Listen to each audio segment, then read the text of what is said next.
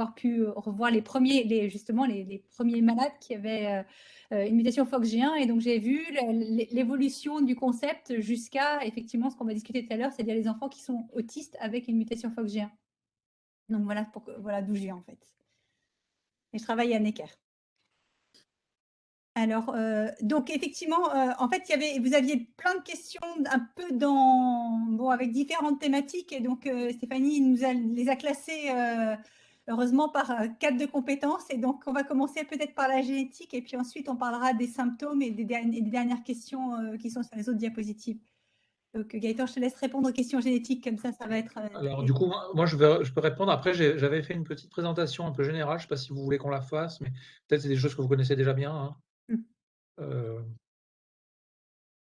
Ouais. Je pense que c'est tout à fait pertinent de remettre un peu un contexte. Ouais.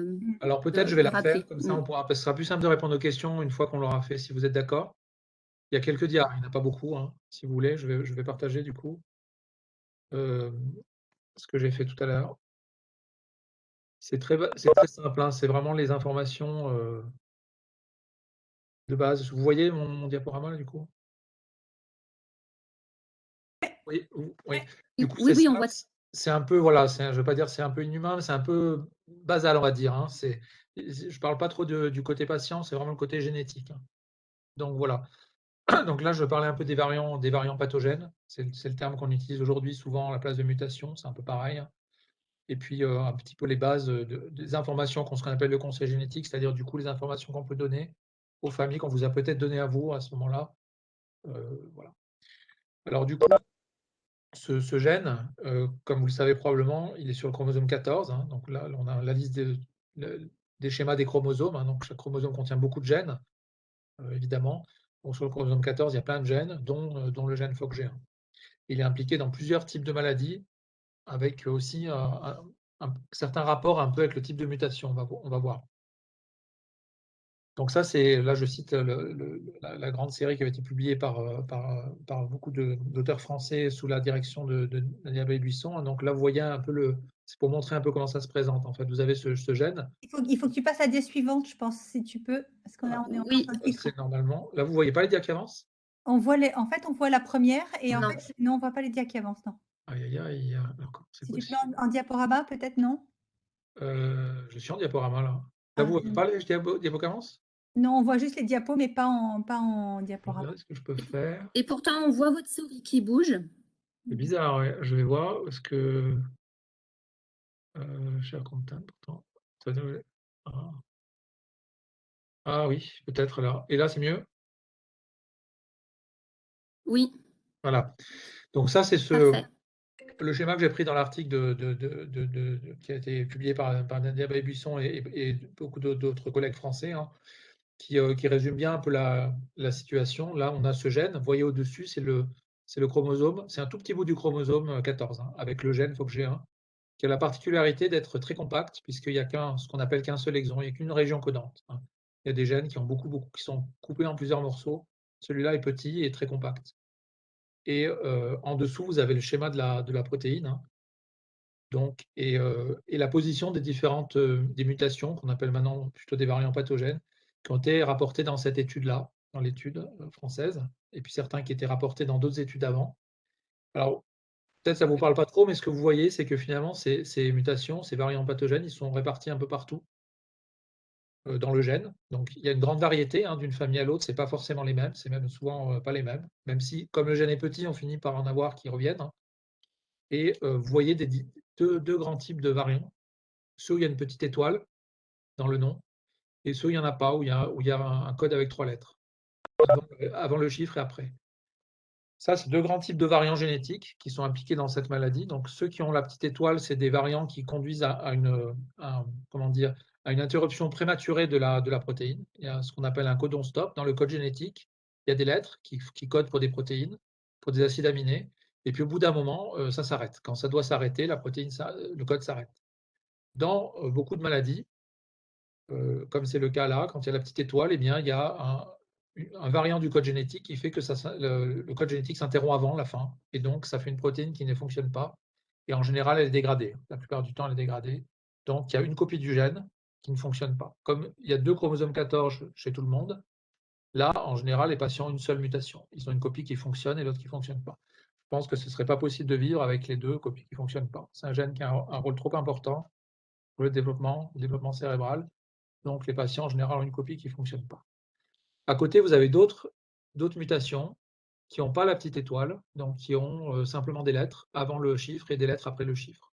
Le chiffre, c'est la position sur le gène.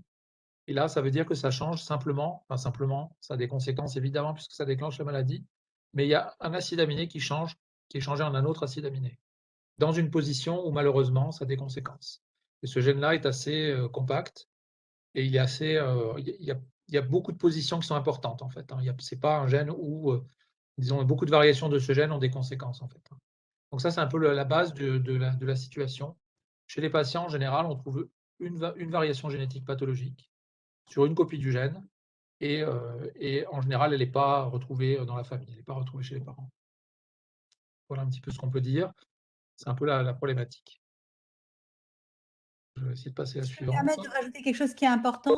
Ah oui, voilà, la duplication, voilà, c'est ça que je voulais Voilà. dire. Alors Vas-y. voilà ce que je voulais dire du coup, mais après, bien sûr, c'est toi qui en plus c'est tes publications. Donc, il y a donc, à côté de ce qu'il y avait sur le schéma précédent, il y a aussi des patients qui vont avoir le gène qui va être complètement absent, par exemple. Le fait d'avoir le gène qui est absent sur une copie du gène, ça donne la même maladie. Par contre, il y a des patients qui vont avoir une copie en plus du gène. Donc, ils ont 3 copies du coup, 3 copies qui fonctionnent. Et ça, c'est aussi, ça pose aussi un problème parce que ce gène, il est important dans tous les sens. C'est-à-dire qu'il ne faut pas qu'il y en ait trop peu et il ne faut pas qu'il soit trop exprimé non plus. Il est vraiment important en termes de sensibilité, en fait, d'expression. Donc ça, c'est une publication qui est maintenant relativement ancienne, mais qui rapportait des patients, vous voyez, patient 1, patient 2, patient 3, etc.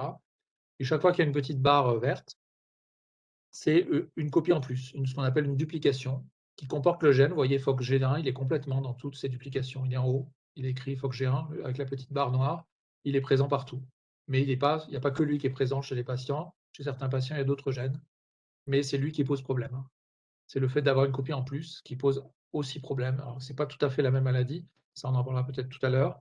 Là, ça résume un peu la situation sur ce schéma qui n'est pas très très beau, mais c'est celui que j'ai trouvé aujourd'hui.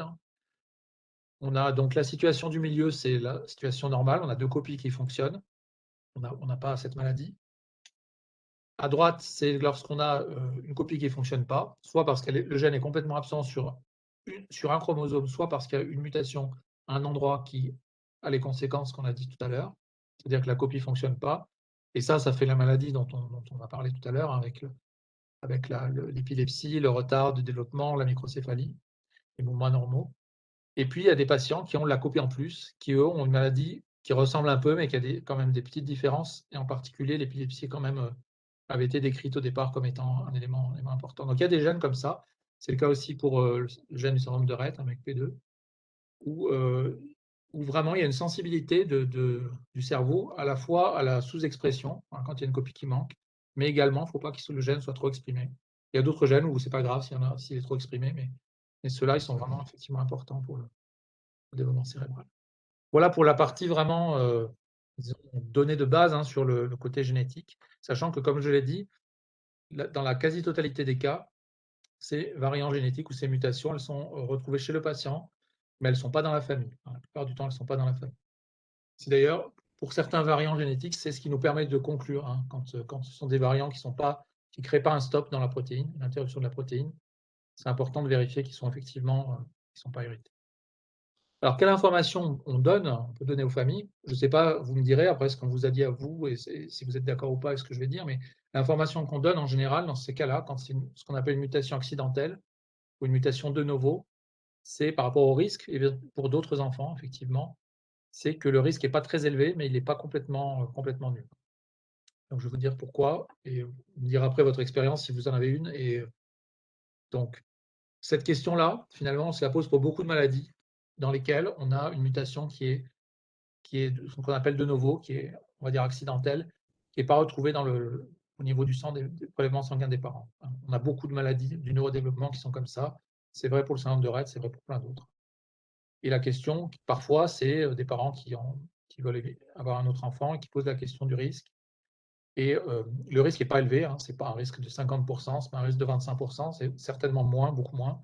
Mais si la question qui est posée, c'est est-ce qu'il y a un risque nul, la réponse ne peut pas être qu'il y a un risque nul, effectivement. Alors, là, justement, j'ai trouvé cette publication qui montre quelques exemples. Je ne sais pas s'il y en a d'autres, mais ce n'est pas très facile de voir, mais en fait, c'est simplement pour montrer que dans cette publication, il y avait quelques familles, il y avait 3 familles, où il y avait plusieurs enfants qui avaient cette maladie. Vous voyez, dans la deuxième colonne, où c'est marqué Fox-G1 Genotype, vous avez plusieurs fois la même description de mutation, hein. Peu importe le détail, évidemment, mais vous avez en haut 2 mutations identiques, en dessous 2 mutations identiques et en dessous 3 mutations identiques. Ça veut dire que dans ces familles-là, il y avait plusieurs enfants qui avaient la même mutation. Ça, c'est effectivement très, très rare à ma connaissance, hein. Donc le docteur Baye-Buisson dira si c'est la connaissance d'autres cas comme ça, mais ça s'explique, ça peut s'expliquer parce qu'on peut avoir cette situation, ce qu'on appelle une mosaïque germinale chez les parents. On le connaît pour d'autres maladies qui sont plus fréquentes, hein, le syndrome de Dravet, dont vous avez peut-être entendu parler, où là, c'était bien étudié.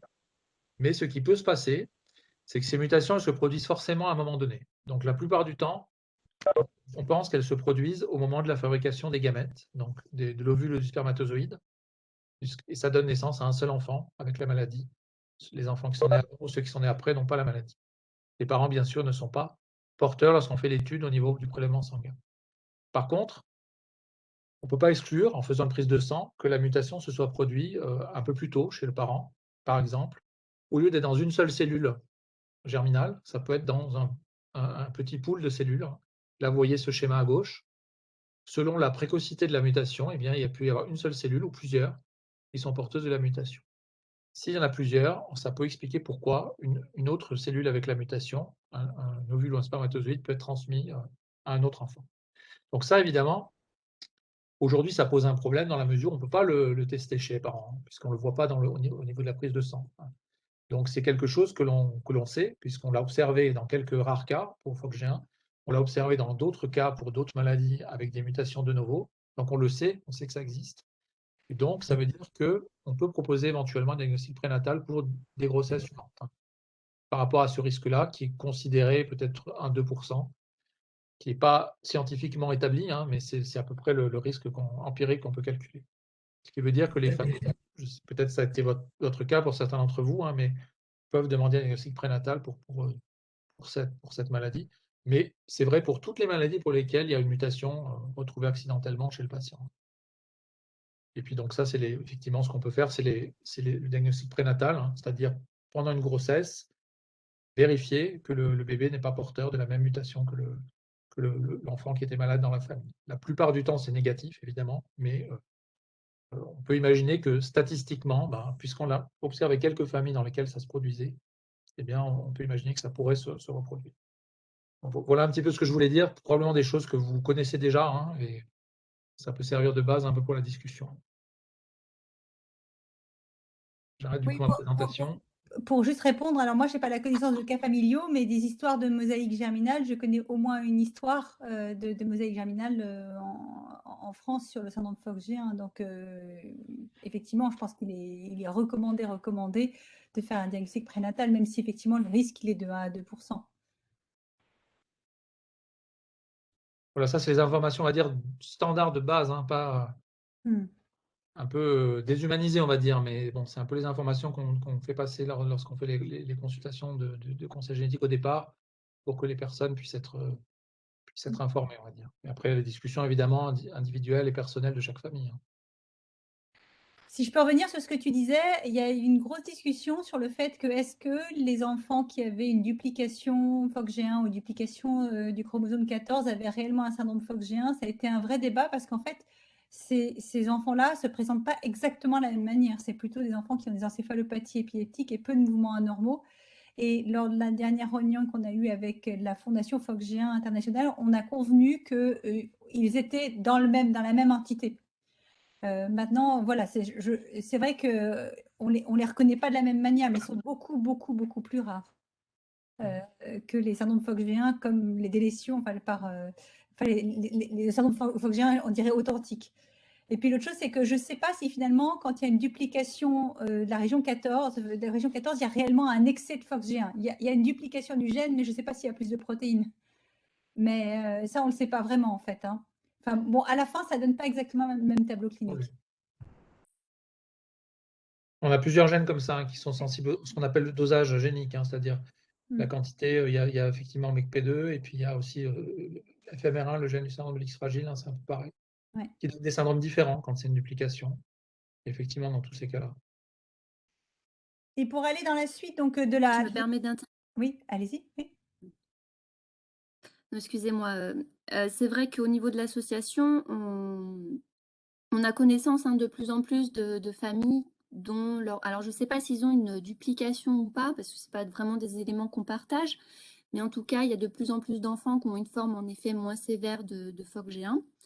Et en effet, nous, au niveau de l'association, on sait moins comment accompagner aussi ces familles parce qu'on connaît moins ces formes-là qui sont un peu plus récentes, de plus en plus nombreuses en tout cas. Ça y est.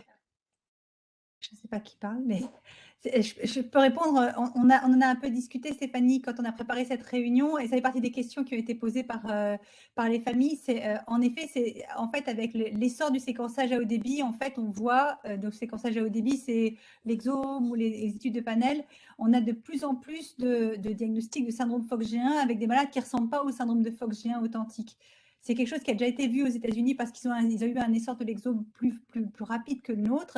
Et il faut qu'on s'adapte à ça. Et ça ne veut pas dire que ces enfants-là n'ont pas un syndrome FOXG1 s'ils se présentent avec un simple autisme. Et c'est vrai que je pense que plus on va avoir un nombre de malades qui va augmenter, plus on va mieux connaître la maladie et le spectre de la maladie qui va de l'enfant qui ne tient pas sa tête et qui a plein de mouvements anormaux avec une épilepsie sévère à des enfants qui sont marchands et qui ont un syndrome autistique. Et effectivement, nous médecins et vous, association, on sera tous obligés de s'adapter à ce spectre de la maladie et on les accompagnera en fonction des symptômes qui sont présentés. Et ça, on est prêt à ça. Il y a beaucoup de maladies dont le spectre augmente parce qu'on fait des diagnostics de plus en plus, un peu par hasard en fait. En fait, on n'y pensait pas. Et avec le séquençage à haut débit, on tombe sur une mutation qu'on n'anticipait pas.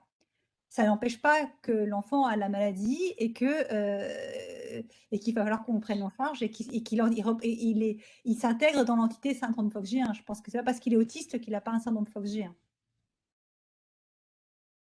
Tu veux compléter, Gaëtan? Non, c'est vrai, c'est tout à fait vrai. Ça, on le voit pour presque dire pour tous les gènes, Oui. Virtuellement pour tous les gènes, parce que c'est vrai que ce qui se passait il y a quelques années, c'est qu'on évoquait le syndrome sur la présentation de l'enfant, la présentation clinique. On faisait une étude ciblée sur ce gène-là, on demandait ce gène-là, MECP2, 2-3 autres. Et puis maintenant, on a des tests beaucoup plus larges, soit des panels carrément. Nous, on a un panel pour toutes les épilepsies de l'enfant. Les mêmes types de panels existent pour d'autres présentations. On a le séquençage d'exome, le séquençage du génome. Et effectivement, on a maintenant des patients qui ont des présentations moins évidentes. Ce n'était pas celles qui étaient évoquées au départ. Ça, je pense que c'est même assez général. Ce n'est pas propre à cette maladie-là, c'est presque général. Après, la question qui peut se poser aussi dans certains cas, c'est quand même toujours un peu les critères diagnostiques, sur le plan génétique, je veux dire. C'est vrai qu'il y a, comme on fait beaucoup de tests maintenant, il y a des critères un peu de confirmation diagnostique. C'est quand même intéressant de savoir un petit peu dans quelle mesure le diagnostic a pu être établi sur le plan génétique. Je ne veux pas mettre en doute, bien sûr, les personnes, mais il y a une complexité aussi aujourd'hui, dans la mesure où on fait beaucoup plus de tests qu'avant et on ne teste pas un seul gène, on en teste 150, 200, 1000, 2000. Donc, voilà. Il faut quand même aussi voir cet aspect-là. Donc, on a des critères diagnostiques qui sont beaucoup plus stricts qu'il y a quelques années. Et pour arriver à dire, voilà, ce variant génétique, cette mutation responsable du syndrome de l'enfant. Alors, un des éléments importants, évidemment, c'est si ça interrompt la protéine, comme on a vu. Si ça n'interrompt pas la protéine, si c'est effectivement quelque chose qui est présent que chez l'enfant et pas chez les parents. Donc, voilà. Globalement, je pense qu'il n'y a pas de problème, mais c'est vrai que sur des présentations atypiques, c'est quand même intéressant de voir quand on peut, quels sont les critères diagnostiques qui ont été donnés pour être certain que c'est pas. Je parle en tant que médecin, je parle évidemment pas pour vous en tant qu'association, peut-être pas aller regarder les résultats des autres, mais c'est vrai que première chose qu'on fait quand on est hors des cadres, bien établis, c'est voilà, d'évaluer les critères pour dire, voilà, est-ce qu'on vraiment on peut retenir ce diagnostic? Mmh. Et si on peut le retenir, oui, effectivement, on voit maintenant qu'il y a des formes qui sont des variantes, sur le versant souvent moins sévères que ce qu'on connaissait autrefois. Mais si je peux me permettre, vous avez une communauté de généticiens qui vous connaissez bien et en général, quand vous avez des variants de pathogénicité inconnue, en fait, en gros, vous ne savez pas si vraiment c'est responsable de la maladie. En général, vous interrogez entre vous avant d'annoncer le diagnostic. Et je pense qu'en tant que famille, quand une famille d'un enfant qui a un autisme et pas le syndrome Fox-G1 habituel a une annonce diagnostique de l'enfant a une mutation FOXG1, en général, elle a été largement validée. Je pense pas que, enfin, j'ai du mal à imaginer qu'on remette en question le diagnostic. Non, non, non, ça arrivera probablement jamais. Là, je parle un peu, Effectivement, c'est il pour y a un expliquer an. Ouais. comment on raisonne nous aujourd'hui, en fait, hein, bien sûr. Mais c'est vrai qu'il y a un an ou deux, quand on a vu les premiers enfants avec autisme et un variant FOXG1, on s'est vraiment, enfin, les généticiens et toute la communauté médicale s'est posé des questions. Est-ce que c'est vraiment responsable de la maladie ou est-ce que c'est un variant qui a été retrouvé par hasard? Jusqu'à ce qu'on en trouve plusieurs. Et après, on s'est dit, bien sûr, c'est pas le hasard, c'est vraiment ça. Pour aller pour avancer un peu dans vos questions, il y en a une qui me paraissait intéressante, c'était qu'il faut auquel il faut qu'on réponde avec le professeur Lesca, c'est est-ce que quand on trouve un type de mutation donnée, on peut prédire le phénotype d'un enfant ou le devenir ou l'histoire naturelle? Alors ça, je pense qu'aujourd'hui, on n'a absolument aucune évidence pour pouvoir dire ça. Et ce, d'autant plus qu'on a même plusieurs enfants avec parfois des mutations récurrentes, exactement avec la même mutation et qui n'ont pas forcément le même devenir. Et donc aujourd'hui, on ne peut pas dire que quand on a une mutation donnée d'un FOXG1, on va évoluer vers une forme grave, une forme pas grave, etc. Une forme marchande, une forme non marchande. Donc c'est probablement beaucoup plus complexe que ça. Aussi parce que FOXG1, ça fait partie des grands organisateurs, c'est ce qu'on appelle un facteur de transcription. Et il y a beaucoup de fonctions qui sont sous la direction de FOXG1. Et donc, en fait, finalement, la maladie, elle est l'expression de plein de dysfonctionnements dans le cerveau. Et donc, je pense que c'est la raison pour laquelle il y a il y a beaucoup plus de variabilité que juste l'impact d'une mutation qui donne un phénotype donné. Donc, la corrélation entre phénotype et génotype, elle n'est vraiment pas établie et donc, à mon avis, elle n'est pas évidente. On ne peut pas dire, voilà, l'histoire naturelle sera celle-là.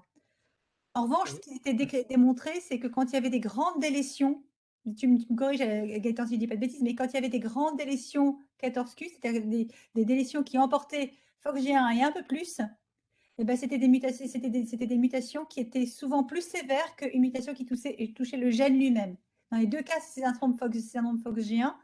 Et il y a même certaines personnes qui ont décidé d'appeler les enfants qui avaient des délétions 14q des syndromes FOXG1+, versus ceux qui avaient un syndrome FOXG1 avec une mutation ponctuelle.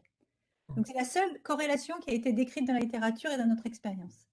Il me semble que si je ne me trompe pas, tu me connais mieux que moi, c'est les formes qui étaient associées aux troubles moins sévères, c'est quand même plutôt des faux sens, hein, des changements d'acide aminé, c'est ça? C'est pas si clair que ça, en C'est pas fait. si clair, C'est d'accord. pas si clair que ça. C'est vrai que chez les autistes, on avait plutôt des faux sens. Mmh. Mais c'est pas parce que tu as un faux sens, c'est pas parce qu'on a un faux sens qu'on est moins sévère. C'est là où ça D'accord, devient d'accord. plus compliqué. D'accord. En tout cas, si on prend je replace les choses dans le cadre de notre métier de généticien. Et donc, il y a quelques années, non seulement on faisait des tests plus ciblés et pas plus larges, donc on tombait sur les choses qu'on cherchait et pas de façon plus large comme aujourd'hui. Et l'autre aspect, c'est qu'on faisait les tests souvent, ça prenait plusieurs années, c'est-à-dire qu'on faisait un gène, deux gènes, trois gènes, etc. Aujourd'hui, la conséquence de l'évolution des pratiques, c'est qu'on peut faire des diagnostics très tôt, en fait. Mhm. Ça dépend des endroits, évidemment, mais globalement, c'est plutôt partout. Il y a Mhm. des endroits qui sont un peu plus rapides que d'autres, hein. Nous, on fait des diagnostics très, très tôt à Lyon. Je pense que c'est pas le seul endroit évidemment, hein, mais ça veut dire que c'est à la fois c'est intéressant, mais ça pose aussi le problème du pronostic. C'est-à-dire que si on fait des diagnostics très, très tôt, ben, la question qui est posée, c'est celle du pronostic de l'enfant et comme on vient de le dire, on peut pas vraiment le faire, en fait. Mhm. On est limité sur l'aspect pronostic, la génétique est pas très performante, en tout cas pour ce gène-là. Oui, pour aller jusqu'au bout de l'idée, c'est qu'en fait, avec maintenant le diagnostic prénatal, il est possible, on ne l'a pas encore vu, hein, mais il est possible que ça arrive, qu'on fasse un diagnostic prénatal de syndrome FOXG1 face à une agénésie du corps calleux chez lequel on fait une étude génétique et qu'on annonce le syndrome FOXG1 en prénatal. Et donc ça, il est possible que qu'on ait affaire à ce genre de situation un jour, hein. C'est vrai. Ou pour des délétions, ça peut même être, effectivement. Ouais. C'est vrai. Et là, le pronostic, il est pas facile à faire, hein, parce qu'on a juste une anomalie, cérébrale qui est pas une anomalie forcément, en soi très sévère, hein, en elle-même, mais voilà un peu les évolutions, si vous voulez. Alors je sais pas du coup vos parcours, à chaque famille, hein, qui doivent être un peu différents d'une famille à l'autre, j'imagine?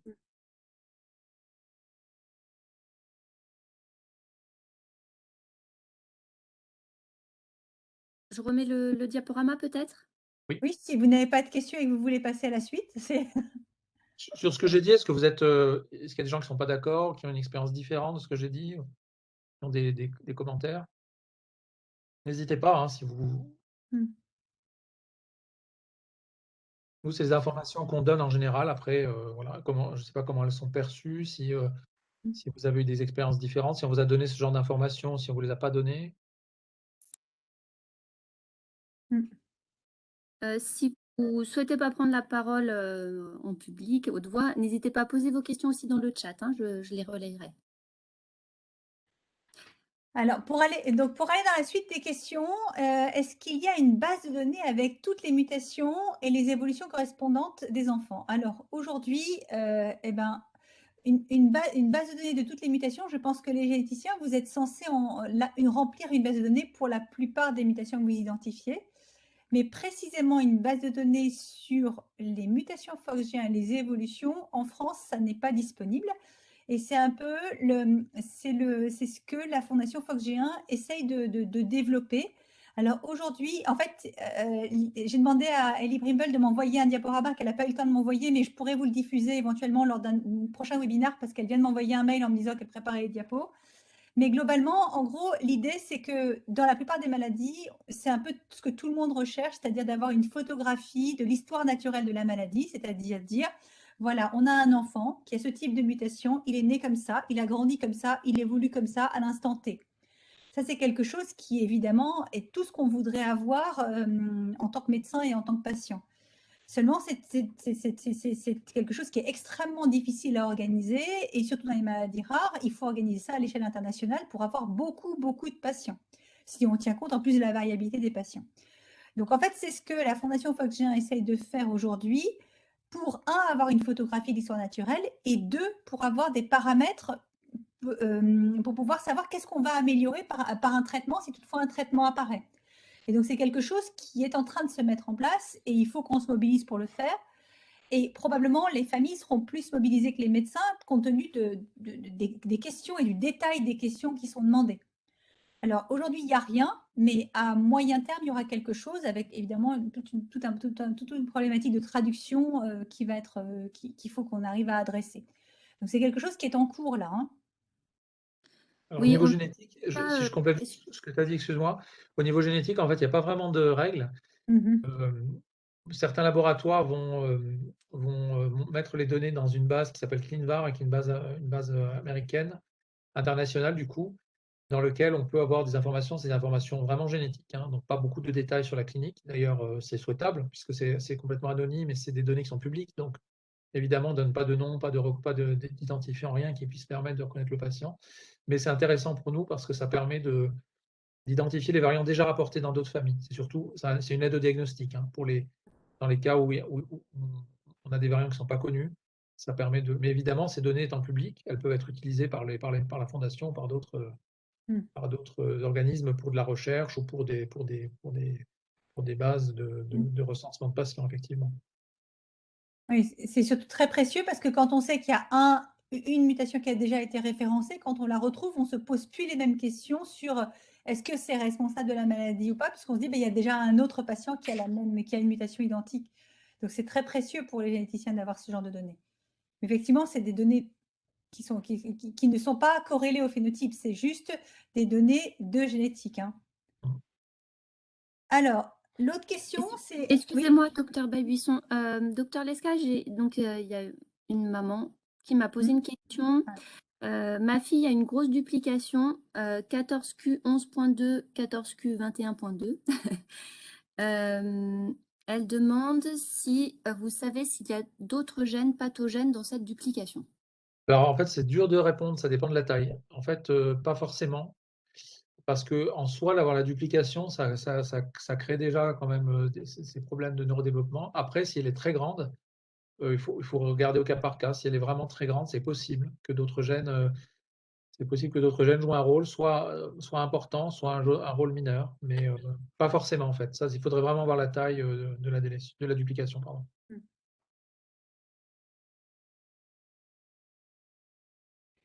Alors, oui. Oui, je ne sais pas si vous m'entendez. Oui. Oui, donc je suis la maman d'un petit garçon de 4 ans et demi, Naël, qui est bon, du coup considéré comme dit ma généticienne, cas modéré.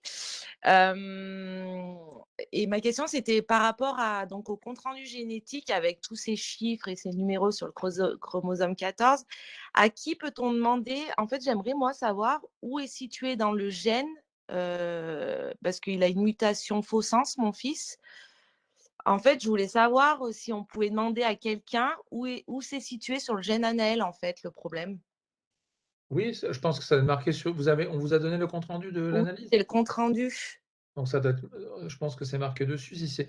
D'après ce que vous me dites, c'est une mutation à l'intérieur du gène, hein. C'est pas une duplication de tout gène, hein. Ouais, c'est marqué variation faux sens. Ouais. Donc ça veut dire que c'est un acide aminé qui est changé en un autre, ce que je disais tout à l'heure. C'est ce cas de figure-là, en fait. Vous avez dit qu'il est considéré comme un cas modéré, c'est ça? Oui, c'est ça, ouais. Donc Alors, en fait, moi, il y a 2 ans, on a eu le diagnostic, il y a 2 ans et demi, et on est allé sur Dijon avec Madame Fèvre, généticienne. Ouais. Et donc, au début, c'était pas classé, elle l'avait pas classé pathogène parce que du coup, elle Oui, connaissait pas. je connais l'histoire, c'est effectivement l'exemple. C'est Ouais, l'exemple dont on parlait tout à l'heure, c'est-à-dire c'est un des cas qu'on avait discuté.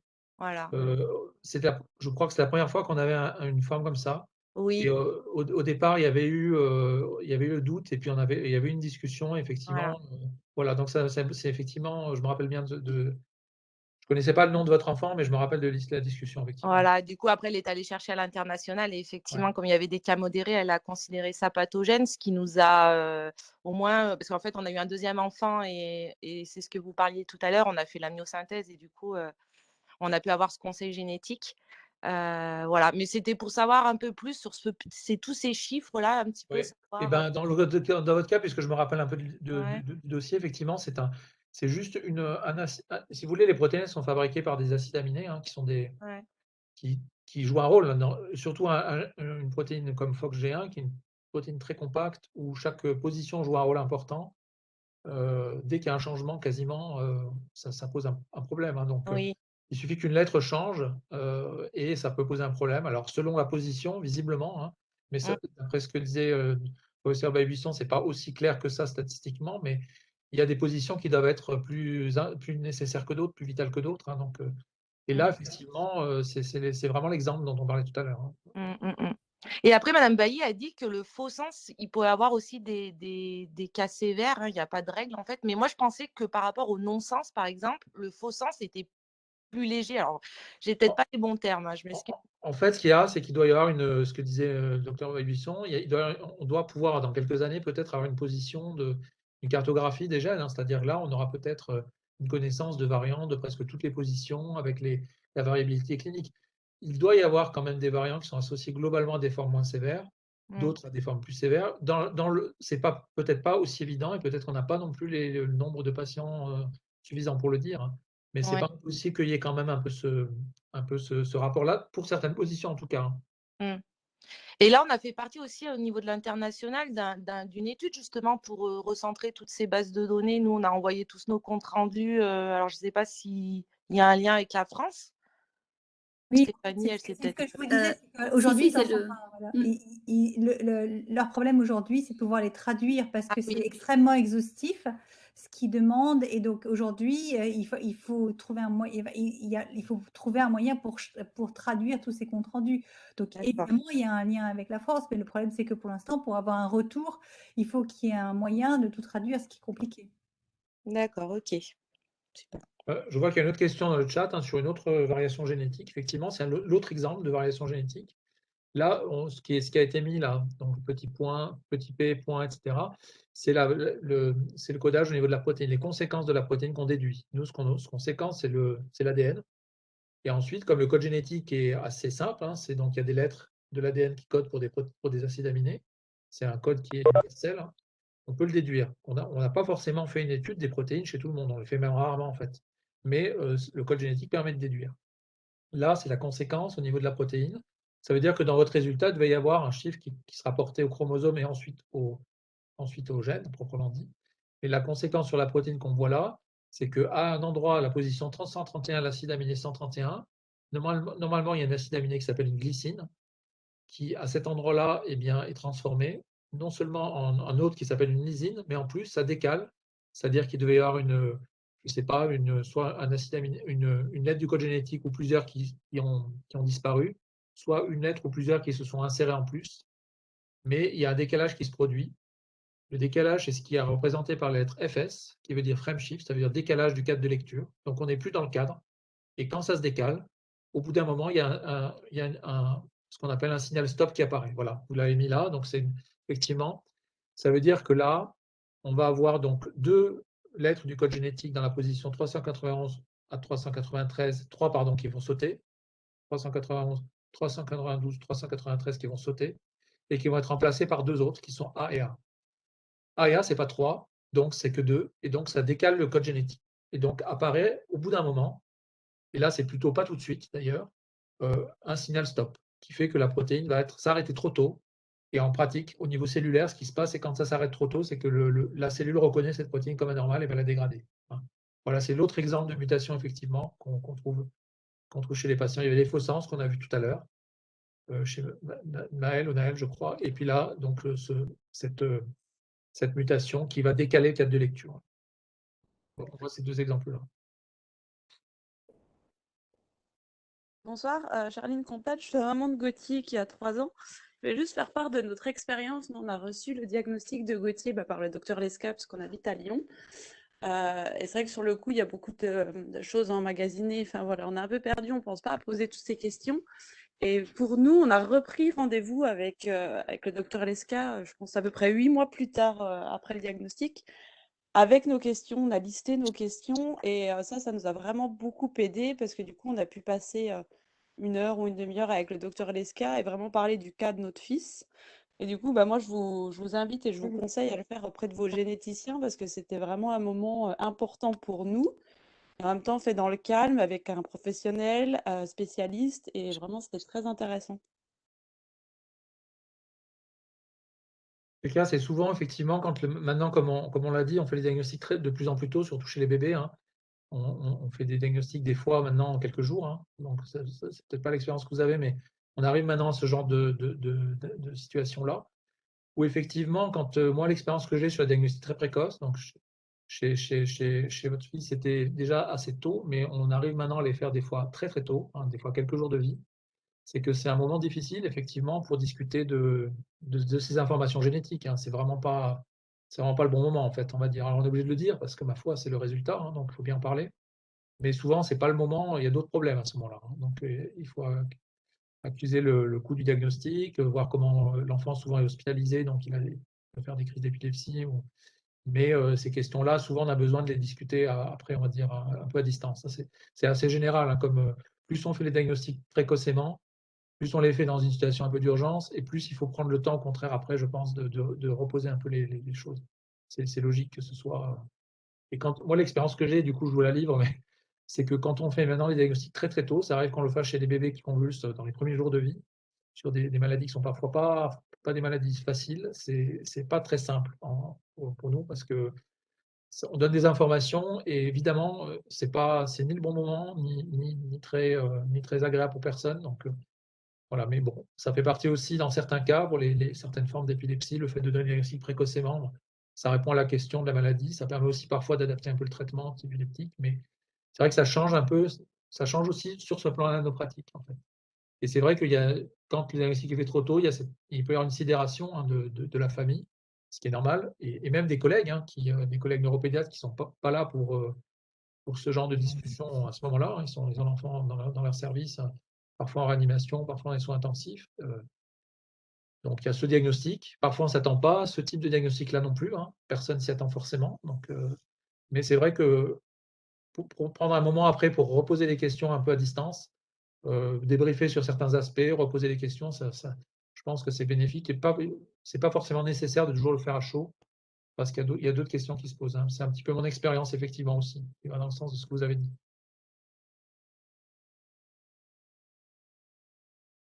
Voilà, oui, le Pour variant de rebondir, Naël, je vois, je reconnais effectivement le variant de Naël. et pour rebondir sur la base de données dont parlait le docteur Bailly-Buisson, effectivement, il y a la Natural History Study qui est encore pas ouverte aux pays non anglophones parce qu'il y a des problèmes de traduction. En revanche, il y a le registre qui est déjà ouvert à la Fondation où tout le monde peut envoyer son compte-rendu et qui liste les variations. C'est tout pour moi. Je parlais moi aussi, Charlie.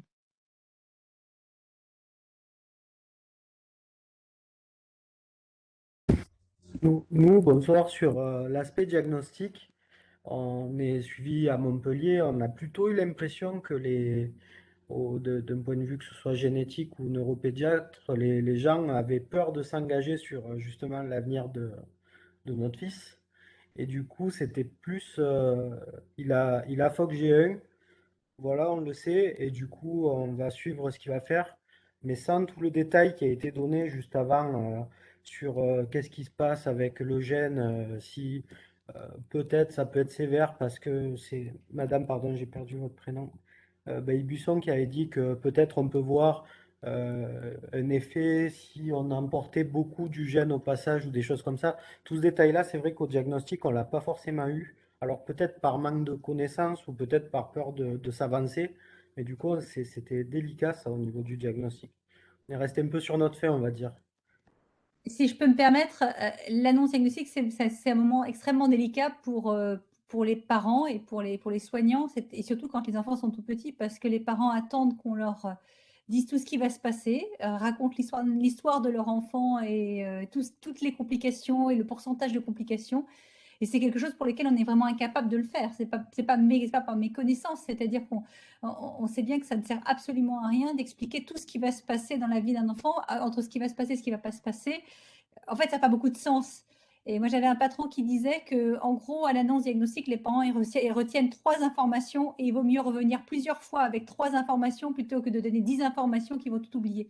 Il y a la sidération, l'annonce diagnostique, c'est un moment extrêmement compliqué pour tout le monde. Et donc, je ne pense pas qu'ils ne connaissent pas, parce qu'il y a suffisamment de littérature pour pouvoir décrire la maladie, même si on n'en a pas jamais vu. Mais c'est plus essayer de dire, on va voir un petit peu comment l'enfant va évoluer pour vous dire comment vraiment il va évoluer. Et donc, je pense que c'est vraiment dans cette configuration que vous avez dû voir nos collègues, plutôt que dans ils ne connaissent pas et ils n'osent pas vous dire comment l'enfant votre enfant va évoluer. Si je peux intervenir aussi, alors c'est toujours la maman Anaëlle, excusez-moi. Nous, on a eu le diagnostic, il avait 2 ans et demi. Et en fait, finalement, je me dis d'un côté, alors je sais pas, je me dis tant mieux en fait. Parce qu'en fait, d'entrée de jeu, je ne me suis pas mis de limite. J'ai vu qu'il y avait un souci. Mais comme je ne savais pas, je ne me suis pas mis de limite. Je me suis mis à fond avec mon fils et on a fait tout ce qu'il fallait, même si on le fait toujours, hein. C'est vrai que c'est super d'avoir les diagnostics très tôt parce qu'il y a une prise en charge, etc. Mais d'un côté, il ne faut pas se mettre de limites parce que moi, je pars du principe qu'ils sont tous uniques. On est tous uniques. Et du coup, c'est pour ça que les généticiens ne peuvent pas dire à 100% ce qui va se passer, hein, parce qu'on n'en sait rien. Et je pense surtout qu'il ne faut pas se donner de limites. Et voilà.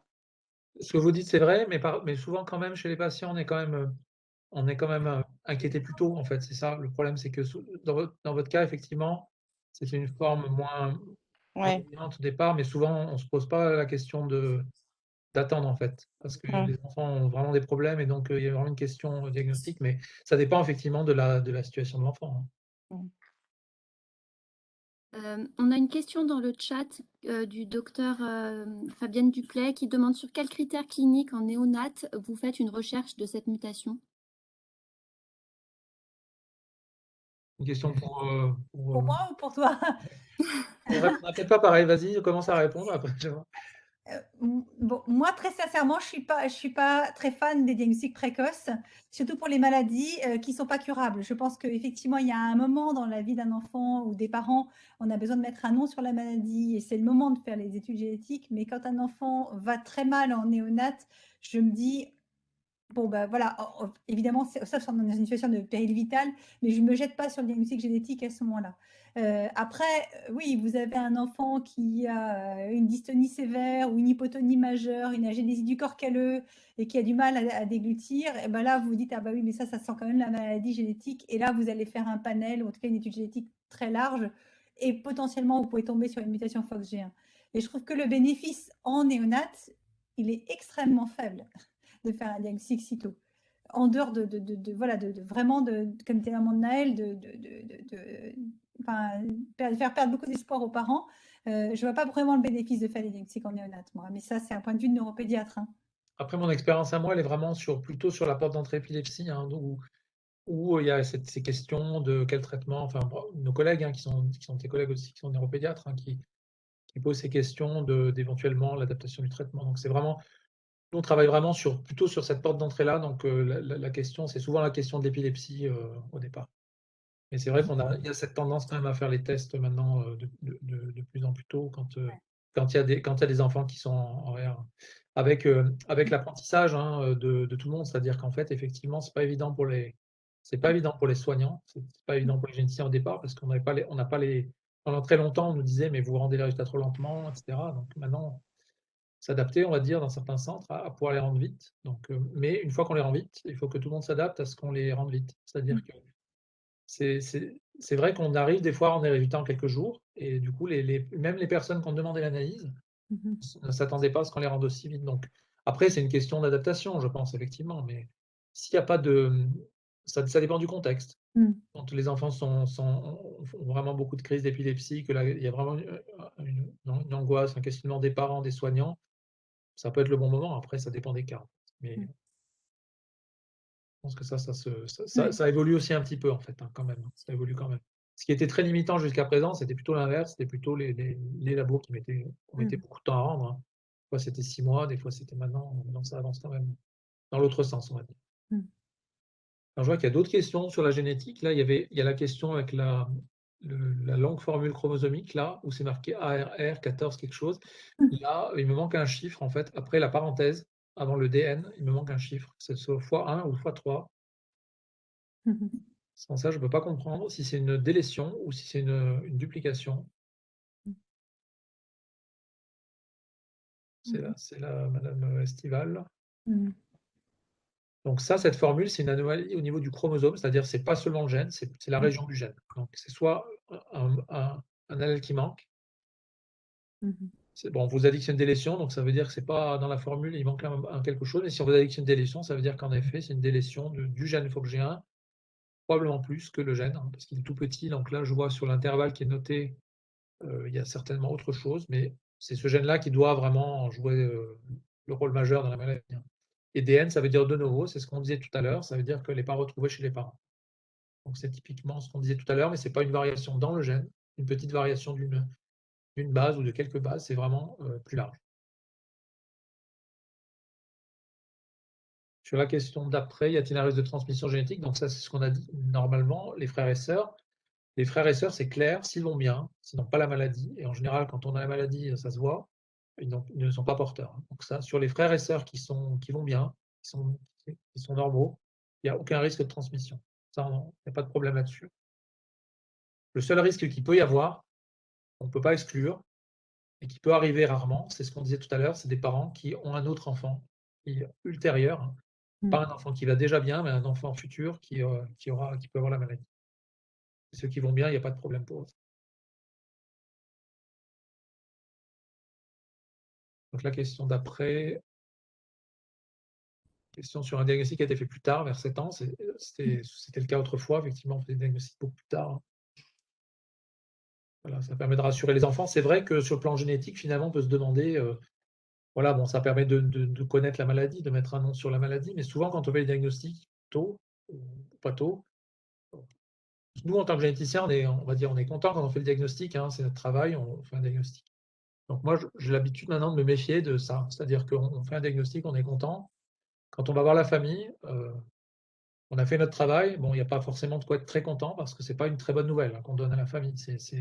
L'enfant, il n'est pas plus ou moins malade après le résultat génétique, mais quand même, ça complète un peu un tableau qui est effectivement, c'est une maladie, d'un handicap quand même important chez les enfants. Mais la question importante qui peut être posée, c'est quand même effectivement ça, c'est-à-dire quel est le risque familial? Et là, c'est une maladie où il y a peu de risque familial en dehors, comme on disait tout à l'heure, éventuellement d'un risque modéré pour les futurs enfants des parents. Je veux faire un petit complément sur ce que je disais tout à l'heure, sur le risque pour un futur enfant des parents. Alors, ce risque-là, il est également valable quand ils ne sont plus ensemble. Quand les parents sont remariés ou ont d'autres unions, évidemment, ça diminue le risque par 2 parce qu'on ne sait pas lequel pourrait être porteur éventuellement de la mosaïque, mais ça ne change pas complètement la question. Ce n'est pas juste parce que les parents sont ensemble que ce risque existe, hein. C'est un des parents, mais on ne sait pas lequel qui pourrait être porteur. Je ne sais pas si je suis clair, mais voilà. Est-ce que la fiabilité du test prénatal, ah non, non, le test génétique, c'est le même, hein, c'est-à-dire qu'après, c'est des aspects pratiques, hein, de prélèvement qui est plus ou moins fait plus tôt, plus tard, avec pas les mêmes gestes. Peut-être un petit risque de fausse couche un petit peu plus élevé quand c'est la ponction du lystique orial, et ça dépend de l'expérience des centres. C'est pas la même gestion des prélèvements. Enfin bon, c'est des aspects pratiques, hein. Dans un cas, à 15 semaines, c'est la ponction de liquide amniotique ou la myosynthèse. On prend le liquide qui est autour du fœtus. On ne peut pas le faire plus tôt, donc il faut attendre qu'il soit là, ce liquide, qu'il soit constitué. C'est un liquide qui est produit par le fœtus. Le fœtus, il va l'avaler, ce liquide, et il va le produire par ce qui ressemble aux urines, mais qui ne sont pas des urines. Il n'a pas d'urine à cette époque-là. Mais donc, il y a une circulation. Et dans ce liquide, le fœtus émet des cellules. Il y a des cellules qui desquament et qui se retrouvent dedans. C'est ces cellules qu'on récupère. Les villosités choriales, c'est des structures qui sont à l'interface entre la maman et le fœtus et qui vont donner plus tard le placenta.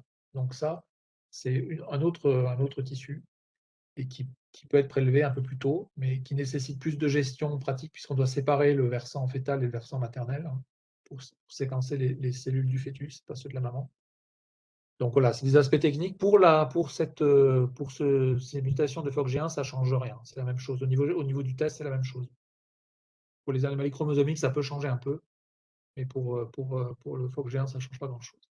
La différence, elle est aussi sur le fait que quand on peut planifier les choses, en fait, voilà, et je pense qu'il y a une différence.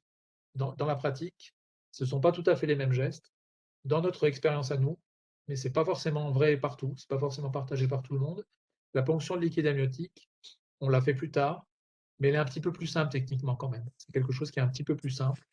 Et donc, c'est vrai que quand le risque est faible, c'est-à-dire que là, on a des risques de récurrence qui sont peut-être de 1 à 2 %, moi, j'ai tendance à plutôt conseiller la ponction de liquide amniotique, hein.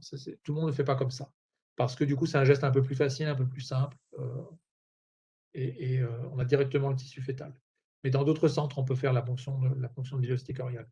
Donc à ce niveau-là, ça ne change pas grand-chose.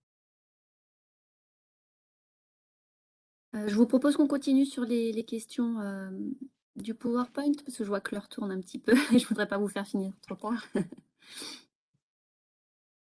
Alors les questions, c'est des questions très cliniques, hein, donc qui vont finalement être assez rapides puisque c'est donc le nombre de patients en FOXG1 en France, je pense que c'est moins d'une cinquantaine, mais je ne sais pas exactement en fait, parce que soit ils viennent nous voir, soit ils viennent nous voir, donc c'est très compliqué pour moi d'avoir une idée du nombre de patients FOXG1. Et dans le monde, j'en ai pas la moindre idée. Donc, je pense que c'est une maladie rare, mais dont le diagnostic augmente de plus en plus, donc c'est impossible de répondre à cette question. Alors, nous, les chiffres qu'on a dans l'association, on connaît quelques familles, hein, au niveau de l'association, on dirait qu'on en connaît à peu près une cinquantaine. Mais voilà, on ne connaît pas toutes les familles. Et dans le monde, il me semble que j'ai vu sur le site de la fondation de la FOXG1 Research Foundation qu'il y a à peu près 850 maintenant. Il me semble le dernier chiffre que j'ai vu passer, c'est 850 cas dans le monde. Après, c'est des gens qui se répertorient, donc c'est très difficile de dire en fait, hein, mais voilà, mais c'est... alors, une question qui est, tout ce qui est acquis chez le FOXG1 est-il vraiment acquis pour toujours? Alors ça, c'est une question un peu compliquée parce que par définition, le syndrome FOXG1, c'est une maladie qui est dite développementale, c'est-à-dire que c'est quelque chose qui est, en fait, on n'acquiert pas des compétences, on n'acquiert pas des phénomènes moteurs, on ne les acquiert pas, mais on les perd jamais. Sauf que le syndrome Fox-G1 aboutit un jour ou l'autre à ce qu'on appelle un polyhandicap. Et un enfant qui a un polyhandicap, quand il vieillit, nécessairement, il y a des choses qui peuvent aggraver la situation. Pour donner un exemple, un enfant qui a un syndrome Fox-G1 qui est marchand, qui développe une scoliose, il peut perdre la marche, non pas parce qu'il a un syndrome Fox-G1, mais parce qu'il a une scoliose, par exemple. Un enfant qui a un syndrome Fox-G1 et qui pourrait parler, dire quelques mots, s'il a une encéphalopathie épileptique gravissime, il peut perdre le langage. Mais ce n'est pas parce que sa maladie évolue, c'est parce qu'il y a d'autres phénomènes dans la maladie qui fait que certains acquis ne sont pas tout à fait stables. Donc, globalement, il n'y a pas de dégénérescence, mais il peut y avoir la perte de certains acquis. Voilà ce qu'on peut dire en tout cas sur cette maladie. Alors, est-ce que le fait d'avoir ce gène malade joue sur l'espérance de vie? Là aussi, je suis obligée de répondre, c'est une maladie qui, théoriquement, n'altère pas. C'est-à-dire que l'espérance de vie, ce n'est pas une maladie dégénérative, donc on ne meurt pas plus tôt. Mais quand on a un polyhandicap, on est nécessairement beaucoup plus vulnérable que n'importe quel autre enfant. Et donc, on peut avoir des complications du polyhandicap qui, elles, peuvent conduire à un décès plus précoce, qui peuvent être des fausses routes, des pneumopathies de déglutition, des complications de décubitus. Ça peut être toutes les complications du polyhandicap peuvent toucher un enfant qui a un syndrome Fox-G1. C'est particulièrement vrai chez les enfants qui sont non marchands, qui ne tiennent pas assis, par exemple, et c'est beaucoup moins vrai chez les marchands, par exemple. Donc ça ne joue pas directement sur l'espérance de vie, c'est plutôt l'état de l'enfant, c'est-à-dire la sévérité du syndrome Fox-G1 qui joue sur l'espérance de vie. Et c'est vrai qu'on ne connaît pas forcément de patients très âgés avec un syndrome Fox-G1 pour plusieurs raisons. D'abord, la maladie a été de description récente. Le taux de recherche génétique en institution, chez les patients qui sont en masse ou dans les institutions, est assez faible. En fait, on ne recherche pas, les familles ne demandent pas forcément de diagnostic génétique chez ces patients-là. Donc, il est possible qu'il y ait des patients qui soient autistes ou même déficients intellectuels sévères avec des mutations Fox-G1 en institution. Et donc, on pourrait avoir une idée de l'espérance de vie. Mais aujourd'hui, on ne le connaît pas bien parce que les personnes âgées, on ne les teste pas. Et les jeunes, ils n'ont pas encore l'âge d'être suffisamment vieux pour qu'on puisse dire ça altère la qualité de vie. Moi, dans tous les patients que j'ai connus, j'en ai pas eu un que je connais décédé, mais ils sont relativement jeunes, hein, finalement, les enfants que je connais, moi. Je continue, hein, je liste les questions. Hein. Est-ce qu'il y a eu des problèmes de cœur? Alors, je pense que alors, la question, c'est quels sont les âges des patients qui ont été répertoriés? Alors, moi, je ne connais pas. Je ne sais pas. Et ça, dans les données qu'Ellie Brimble m'a transmises, je n'ai pas noté exactement les âges, mais ça, je pourrais vous les transmettre dès qu'elle va m'envoyer son diaporama. Alors, l'autre question, c'était est-ce que des problèmes de cœur ont été documentés? Alors, ça, c'est parce que je pense que ça, c'est par analogie avec le syndrome de Rett, parce que dans le syndrome de Rett, il y a des troubles du rythme cardiaque avec un risque de ce qu'on appelle QT long, qui est en gros un trouble du rythme cardiaque qui se décompense avec certains médicaments. Et ça n'a jamais été décrit dans le syndrome Fox-G1. De la même manière, il n'y a jamais eu de morts subites qui ont été décrites dans cette maladie-là. Donc, ça ne veut pas dire que ça n'existe pas, mais ça n'a jamais été documenté. Hein. Pas plus que des malformations cardiaques ou autres problèmes cardiaques. Non. Je pense qu'il y a encore une liste. Derrière, il y en a encore. Alors, pourquoi est-ce que les enfants ont presque tous des reflux? Alors, pour plein de raisons. La première, c'est que c'est des enfants qui, dans la majorité des cas, sont très hypotoniques. L'autre chose qui les caractérise, c'est qu'ils ont souvent une dystonie de l'axe. En gros, ils se mettent souvent en arc de cercle. Et ça contribue énormément au reflux gastro-œsophagien. Il faut savoir que tous les patients, la majorité des patients polyhandicapés ont un reflux, mais alors quand en plus vous avez une hypotonie et des anomalies, enfin, ce qu'on appelle une dystonie axiale, ça ne peut que contribuer au reflux. Donc ça, j'ai pas d'autre explication. C'est très mécanique en fait. Hein, c'est pas lié à, c'est très mécanique. La gastroparésie, ça c'est quelque chose qui est, en fait, ça c'est plutôt avec l'âge qu'on le voit. Et c'est plutôt des complications de la constipation, elle-même aussi liée au polyhandicap. Mais ce n'est pas quelque chose qui est directement lié au syndrome Fox-G1. Est-ce que vous pouvez expliquer la gastroparésie, parce que je ne suis pas sûre que ça parle à tous les parents? Alors, c'est en gros, gastro, c'est l'estomac, et c'est le tube digestif de façon générale, et parésie, ça veut dire qu'il est paresseux en fait. Et donc en gros, c'est un transit très lent qui conduit à une constipation, à des ballonnements, en gros, à un transit qui est beaucoup plus lent. Et c'est quelque chose qu'on observe très souvent chez ces enfants-là, alors de façon spontanée et évidemment largement augmentée par les médicaments, parce que quand vous commencez à avoir des antidystoniques, des antiépileptiques, vous êtes quasiment à coup sûr constipé, et donc du coup ça conduit à une gastroparésie, donc en gros un transit qui est très lent, une constipation, un ballonnement, etc. Mais tout ça c'est lié à une conjonction de choses auxquelles sont exposés ces enfants-là. Alors après, est-ce qu'il y a des études sur les aspects neurovisuels chez nos enfants? Alors en fait, ça, c'est compliqué de faire des études neurovisuelles chez les enfants FOxG1. Donc il y a eu une étude qui avait été faite chez la souris principalement, parce que chez la souris FOxG1, il y a beaucoup d'atteintes visuelles en fait. Et donc l'équipe italienne avait essayé de regarder s'il y avait des anomalies au fond d'œil, des anomalies électrorétinogrammes, et ils avaient trouvé quelques anomalies. Le problème, c'est que la plupart des études neurovisuelles comportementales, il faut la collaboration de l'enfant. C'est-à-dire que la coordination, c'est quelque chose qui nécessite quand même une collaboration de l'enfant. De la même manière, l'eye tracking, qui consiste à essayer de regarder avec une petite lumière rouge où fixe le regard de l'enfant, c'est quelque chose qui est extrêmement compliqué chez les enfants FOxG1 parce que le plus souvent, en plus, ils bougent beaucoup la tête. Donc, il faut leur fixer la tête pour arriver à un pointage visuel. Et donc, du coup, tirer des conclusions, c'est extrêmement compliqué. Je pense que les aspects neurovisuels sont extrêmement importants dans le syndrome FOxG1, mais aujourd'hui, je pense que c'est quelque chose qui est de l'ordre de la recherche. Donc, il faut déposer des programmes de recherche, il faut déplacer les enfants, leur faire des études qui peuvent durer 2 heures, et pour lesquelles, au moment où on fait l'examen, on ne peut pas conclure pour l'enfant. C'est-à-dire que c'est quelque chose qui n'est pas du tout de la pratique ou de la routine quotidienne. Mais c'est quelque chose qui doit probablement être fait en recherche clinique et je pense qu'avec le développement des traitements, il faudra le faire. Mais il n'y a pas eu d'autres études que les 5 patients qui ont été décrits dans l'étude italienne. Alors, est-ce qu'il y a des traitements efficaces selon les troubles du mouvement? Alors, chez les syndromes de FOxG1 et syndrome FOxG1 typiques, il y a beaucoup de troubles du mouvement, dystonie, hyperkinésie, etc. Il n'y a pas un médicament qui sort vraiment du lot. On essaye, comme d'habitude, les antiparkinsoniens. Ensuite, on essaye les antichoréiques, comme l'axénazine. On essaye de plus en plus le catapressant, la clonidine, qui marche pas mal. Mais on ne peut pas dire, quand on voit un enfant, il va répondre à ce traitement-là. Le plus souvent, on tâtonne. C'est-à-dire qu'on essaye l'artane, ensuite on essaye l'axénazine, ensuite on essaye le baclofène. En fait, on essaye un peu tout. Et puis, on demande aux parents, est-ce que vous trouvez que votre enfant est mieux ou moins bien? Et on essaye d'ajuster le traitement en fonction de la réponse. Mais il n'y a pas, j'ai un syndrome FOxG1 avec une dystonie, donc je dois mettre ce médicament-là. Et personne ne peut répondre à cette question de cette manière-là. Donc, vous pouvez avoir des patients dans l'association, il y a des patients qui sont plus sous xénazine, d'autres qui sont plus sous clonidine, d'autres qui sont plus sous artane. Il y en a d'autres où ils ont complètement arrêté les médicaments parce que ça ne sert à rien. Donc, vous voyez, ça dépend vraiment, vraiment des enfants.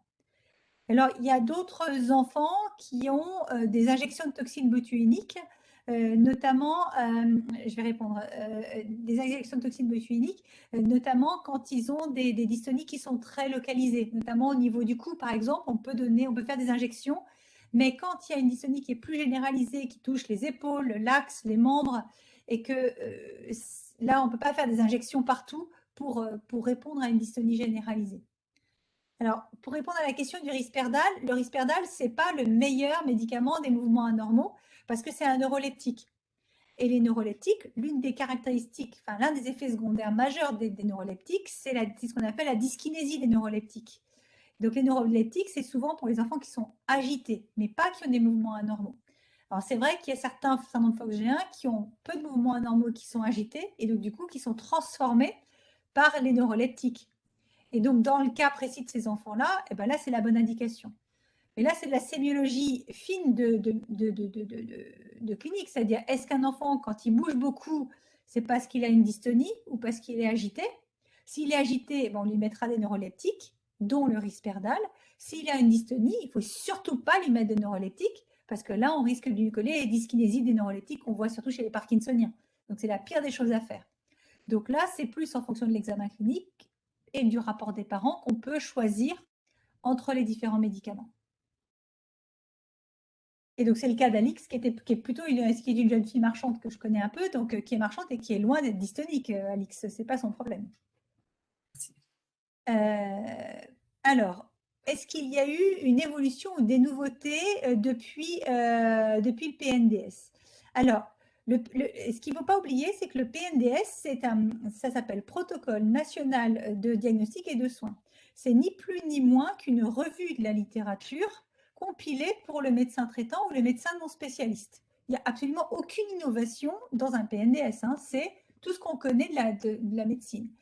Donc, il n'y a pas eu de révolution ni de nouveauté extraordinaire sur la prise en charge de la maladie depuis le PNDS, qui n'est pas si vieux que ça. Et s'il y en a, effectivement, on vous les fera, on vous les fera passer. Mais en tout cas, il n'y a pas eu de révolution depuis, ou de nouveauté depuis le PNDS. J'ai vu qu'il y avait une question dans le chat qui était, alors il y a quelqu'un qui, donc il y a, alors, je n'ai pas compris la question de Aurélie qui dit PNDS de la douleur et de l'agitation. Il existe un PNDS complet du syndrome et un autre PNDS pour les généralistes. Il faudrait un PNDS pour les parents. Ah oui, d'accord. Qui résume les causes principales des douleurs, comment les identifier, les mouvements incontrôlés, comment les identifier. Donc en fait, ça, c'est plus à la suite. Ah oui, non, non. Et donc effectivement, ça c'est très important, mais ça on pourra le faire à l'échelle de l'association. Mais c'est ce qu'on appelle, nous, les épines irritatives, c'est-à-dire en fait, quand on a un enfant qui se dégrade ou qui a des douleurs ou qui a plus de mouvements anormaux, on a une sorte de checklist qu'on fait systématiquement qui va des dents jusqu'aux hanches en passant par la constipation et on essaye de voir finalement qu'est-ce qui fait que l'enfant se dégrade. Mais ça, on pourra éventuellement le faire avec vous en disant voilà, qu'est-ce qui est important de faire face à un enfant qui a plus de mouvements anormaux, plus d'agitation, plus de troubles du sommeil. Et voilà, exactement tout ça, on pourra le faire, on pourra le faire ensemble. Pour en gros faire une traduction pour les parents, ça ne pose pas de problème. Ça prend un certain temps, mais on pourra le faire ensemble. Je continue sur les questions parce qu'après, il y a une question sur existe-t-il d'autres cas de duplication en France? Ça, il en existe quelques-uns, mais je ne sais pas combien. Vous voulez répondre à cette question, Stéphanie ou Gaëtan? Oui, il y en a d'autres, hein. C'est comme on l'a dit, hein, c'est des choses, c'est des situations qui sont connues. Après, la fréquence, c'est dur à dire. Il faudrait faire un recensement.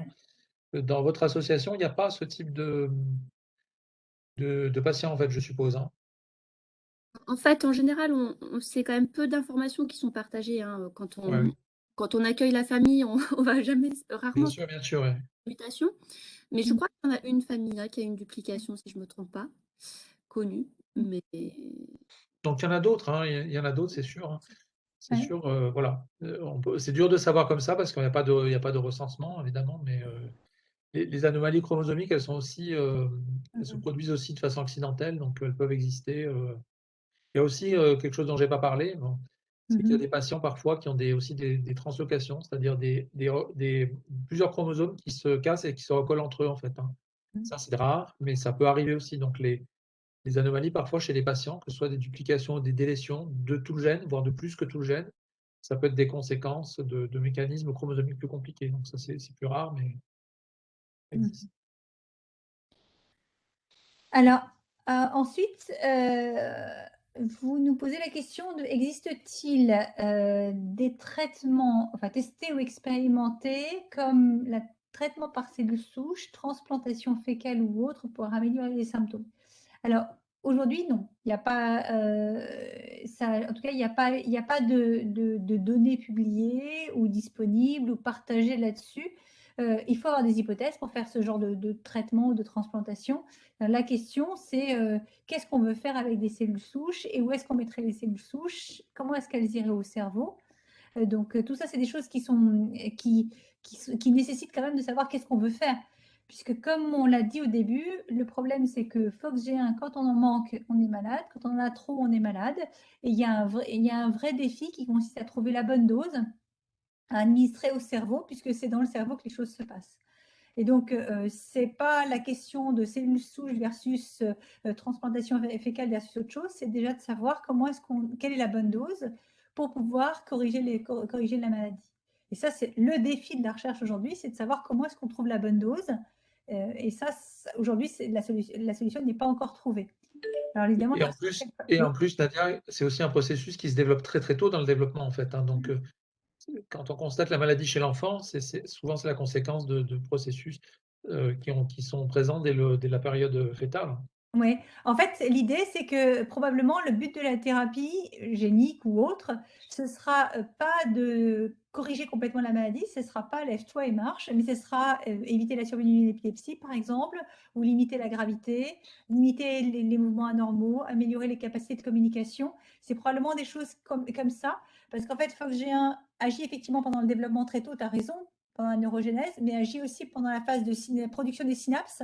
Et donc, probablement, c'est ce qu'on pourrait améliorer, ce serait en fait quelques symptômes de la maladie sans forcément avoir une correction, enfin en tout cas rendre l'enfant parfaitement normal. Ce n'est pas du tout l'objectif de la recherche. On ne pourra pas corriger des choses qui se sont passées in utero très tôt dans le développement.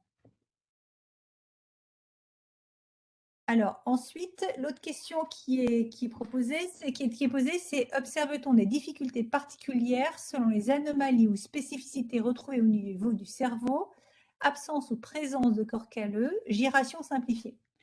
Alors, on avait tenté de faire ça quand on avait fait notre première étude et franchement, je ne pourrais pas dire que le fait d'avoir ou pas un corps calleux ou le fait d'avoir ou pas une giration simplifiée fait qu'on a un phénotype plus sévère ou une maladie plus sévère qu'une autre. La Fondation Fox G1 m'a proposé de revoir toutes les IRM de tous leurs patients. Et donc, probablement avec peut-être 50 ou 70 IRM, j'aurais peut-être des idées beaucoup plus claires. Il ne faut pas oublier qu'on a des enfants qui sont parfaitement normaux avec une agénésie complète du corps calleux. Donc, on ne peut pas forcément tirer la conclusion que quand on a un syndrome Fox G1 avec pas de corps calleux ou avec un corps calleux, on est forcément plus sévère. Je pense qu'on ne peut pas faire des liens aussi directs.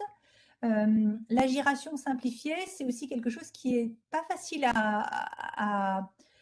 c'est très subjectif en fait. Donc, je pense qu'on peut pas, aujourd'hui, on ne peut pas dire à des parents, voilà, surtout un nouveau-né à qui on annonçait le diagnostic, votre enfant n'a pas de corps calleux, une giration simplifiée, il ira forcément plus mal que s'il avait ces symptômes-là. Maintenant, peut-être qu'à plus long terme, avec plus de patients, on pourra dire des choses peut-être un peu plus nuancées. Mais aujourd'hui, on ne peut pas dire ça franchement. Il y a la suite, peut-être. Alors, le lien avec l'autisme, je suppose que cette question, c'était surtout basé sur les enfants qui ont un trouble du spectre autistique pour lequel, dans le cadre du bilan, on trouve une mutation FOXG1. Et ben, c'est ce qu'on a discuté au début. On a vraiment l'impression que des mutations dans FOXG1, dans certains cas, rendent compte d'un tableau autistique sans que, alors là, pour le coup, je ne sais absolument rien de cette maladie, c'est-à-dire les caractéristiques particulières. Est-ce que ces enfants ont une dystonie à minima? Est-ce qu'ils ont un corps calleux qui est un peu plus fin? Est-ce qu'on peut retrouver des signes du syndrome FOXG1 à minima? J'en ai pas la moindre idée, parce que personnellement, je n'en ai jamais vu. Mais je sais que, par exemple, aux États-Unis, avec lesquels j'ai beaucoup discuté, ils en ont. Et je pense que c'est vrai que ça sera important de savoir si finalement, ce n'est pas des FOXG1 très mineurs. Et finalement, on a dit autisme, mais en fait, finalement, ils ne sont pas si autistes que ça. Ils ont un syndrome de FOXG1 mineur. Ou est-ce que c'est des maladies très différentes? Ça, je pense que ça, il faudra qu'on les voit, qu'on les rencontre, qu'on les explore, ces malades-là, pour qu'on puisse répondre à ces questions. Alors, surveillance à mener avec le Covid. Alors, il n'y a pas de surveillance particulière. En fait, il n'y a pas eu d'enquête pour le syndrome FOXG1, pas plus que pour d'autres maladies génétiques. Ce qui a été regardé, c'est est-ce que quand on avait des enfants qui avaient un polyhandicap, développaient des Covid graves comme pour les personnes âgées. Et on s'est rendu compte que non, finalement, ils se comportaient comme des enfants. Et donc, il n'y avait pas de raison de faire un Covid plus grave que n'importe quel autre enfant. Donc, il n'y a pas de surveillance particulière. Quand ils sont en âge de vacciner, il faut les vacciner. Il ne faut pas les mettre sous cloche, comme on a pu voir pour certains enfants, les priver de rééducation et finalement les voir se dégrader parce qu'on évitait qu'ils aient un Covid, mais finalement, ils étaient encore plus graves après un confinement et un retrait des IME. Il y a beaucoup d'enfants, il y a des enfants pour lesquels les parents étaient tellement anxieux qu'ils les ont retirés des IME. Donc, du coup, perte de chance pour la rééducation, perte de la socialisation. Tout ce qu'ils avaient gagné en étant en IME, mais ils le perdaient en étant exclus. Donc, bon. Donc, ça, je pense qu'il faut absolument éviter ça, parce qu'ils n'ont pas, en tout cas, il n'y a pas de recensement de Covid grave, plus dans cette population que dans le reste de la population.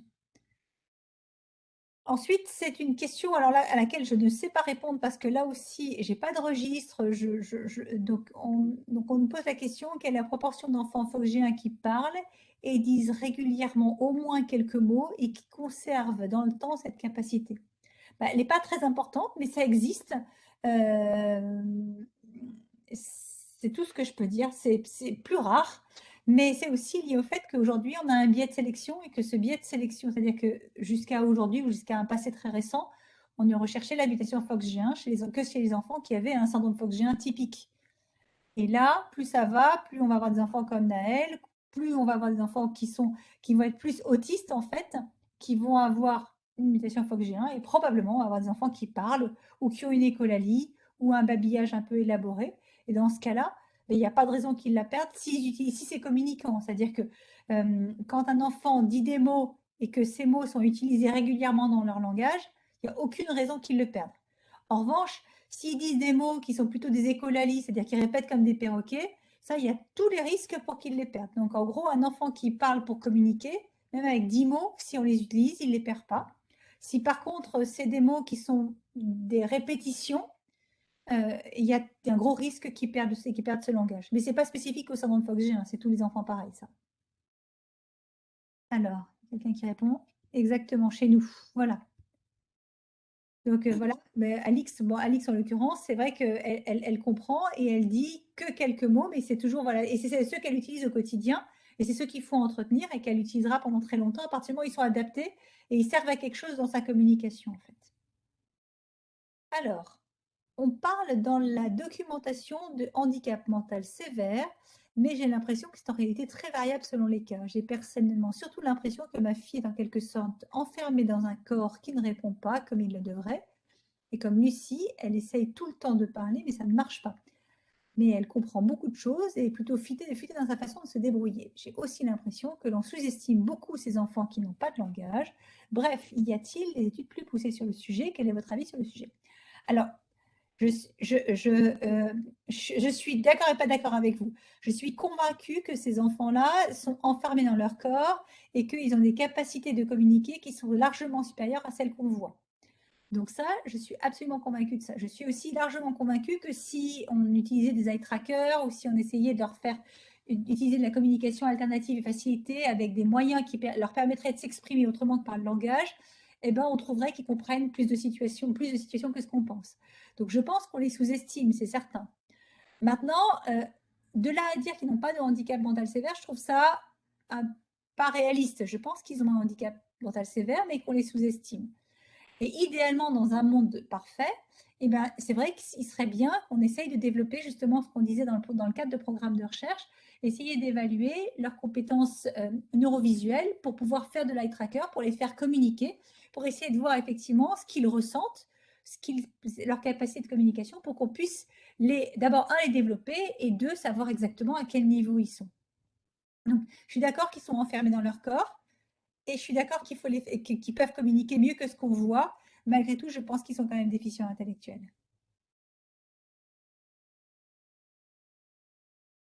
Je pense que voilà en répondant aux questions une par une, ce que je pouvais vous dire. Et le neurofeedback. Alors, le neurofeedback, c'est compliqué pour moi parce que je pense que ça, c'est. Enfin, il y a aucune. Voilà, je parlais comme une scientifique. Il y a aucune évidence de la littérature qui montre que le neurofeedback a amélioré les enfants qui ont un syndrome FOXG1. Le neurofeedback, ça marche bien dans les troubles attentionnels, ça marche bien dans les dyspraxies, ça marche bien dans les handicaps modérés. Quand on a un handicap aussi sévère que le syndrome FOXG1, je pense que c'est compliqué de penser que le neurofeedback pourrait être efficace. Maintenant, si ça marche chez un individu, si des parents trouvent que ça marche, il n'y a aucune raison de s'arrêter. Ça veut dire que l'enfant est sensible à ça. C'est peut-être un effet placebo, j'en sais rien, mais si les parents trouvent qu'il y a un bénéfice et que l'enfant en a, il n'y a pas de raison. Il faut essayer. Mais voilà, en tout cas, on ne peut pas dire à l'échelle du syndrome FOXG1, il y a des données qui suggèrent ça. Ça, je peux dire tout de suite non. Et alors, pensez-vous que la thérapie génique sera accessible pour nos enfants ou pour les générations futures? Je pense en tous les cas qu'on ne peut pas dire que ça ne sera pas accessible. Toutes les recherches convergent pour essayer de la mettre en place. Maintenant, et puis il y a un essor de ce type de thérapie, donc je pense qu'en tous les cas, il faut y croire. Maintenant, est-ce qu'on va avoir une réponse rapidement? Ça, j'en sais rien. On a un problème de l'effet dose, on a un problème de l'administration intracérébrale, et ça, c'est deux énormes barrières. C'est-à-dire que tant qu'on ne connaît pas la dose optimale et tant qu'on ne sait pas comment est-ce qu'on va mettre un vecteur quelconque dans le cerveau des enfants, on n'a pas solutionné les choses. Mais c'est des choses qui sont dans l'air du temps, qui sont en train d'être abordées, mais pour le moment, on ne peut pas dire c'est pour maintenant ou c'est pour les générations futures. Il faut y croire, c'est certain. Et puis la méthode Tomatis, très bien. Alors, on n'a pas d'un traitement dans 3 à 5 ans. Ça, je pense que c'est over-ambitious, comme disent les anglo-saxons. Je pense que ça, c'est peut-être, mais peut-être oui, peut-être non. On ne peut pas dire 3 ans. Vous voyez, il y a des maladies pour lesquelles, je pense au syndrome de Rett, où on sait que quand on remet du MECP2, donc le gène muté dans le cerveau des souris, eh ben, on corrige la maladie, et ça, on sait de ça depuis plus de 10 ans. Il n'y a pas une thérapie génique qui est en place. Et FOXG1, on n'en est pas là. C'est-à-dire qu'on n'a pas remis du FOXG1 dans le cerveau des souris pour corriger le phénotype. Et donc, il y a encore une étape avant d'arriver à soigner les enfants. Je pense que 3 à 5 ans, oui, moi j'espère, hein, parce que probablement ça peut arriver. Mais je crois qu'il ne faut pas donner de délai. Il faut se dire que si ça arrive, c'est tant mieux. Si ça arrive, de toutes les manières, ce sera un traitement qui sera à l'échelle mondiale. Parce que comme ça a été le cas pour la myotrophie spinale, qui est une maladie génétique pour laquelle aujourd'hui il y a des traitements génétiques, quand on a vu la première piste, ça a été accessible à tous les enfants. Il n'y a pas eu un endroit dans le monde où le traitement a été donné et puis les autres, ils attendent péniblement que la thérapie arrive sur leur continent.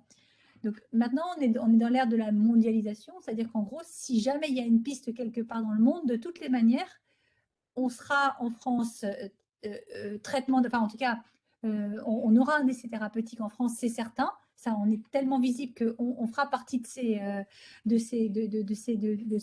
cohortes. Mais moi, je ne pourrais jamais promettre à quelqu'un 3 à 5 ans, j'en sais rien. Il y a une question de Bérangère Bouchesse qui dit: existe-t-il des applications informatiques à conseiller sur iPad, par exemple, pour travailler la communication? Est-ce que vous en connaissez? Il y en a plein, je pense que, en fait, malheureusement, moi, j'attends ça des ergots ou des orthophonistes, parce qu'en fait, pour stimuler la communication, il faut être une équipe entière, c'est-à-dire qu'il faut les parents, les rééducateurs, et toutes les personnes autour des enfants. Donc, du coup, si l'orthophoniste ou l'ergo a une application chérie, et ben à ce moment-là, elle la propose, mais sinon, il y en a tellement que c'est souvent sur des pictos ou des choses comme ça.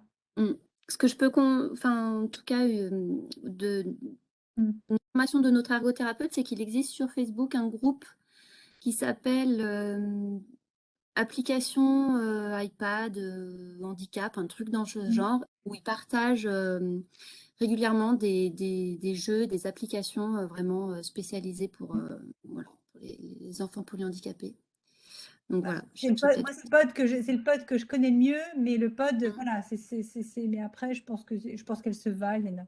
Tout le monde arrive avec son application qui va bien, donc j'en sais rien. Moi, je connais que le pod, mais en fait, il y en a plein. On avait d'ailleurs fait un précédent webinaire sur le pod et la vidéo est toujours disponible sur notre site internet si ça vous intéresse de creuser cette piste du pod.